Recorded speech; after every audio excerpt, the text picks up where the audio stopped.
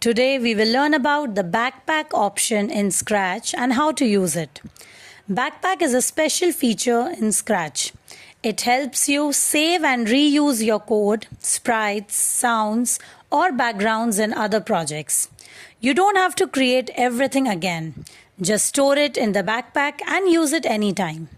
Look at the bottom of the Scratch screen. You will see a bar called Backpack. Click on it to open.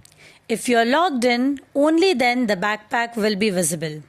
Let's say you created a nice code for the sprite movement. To save it in Backpack, simply drag the code and drop it into the backpack area. Now it is saved. Open another project.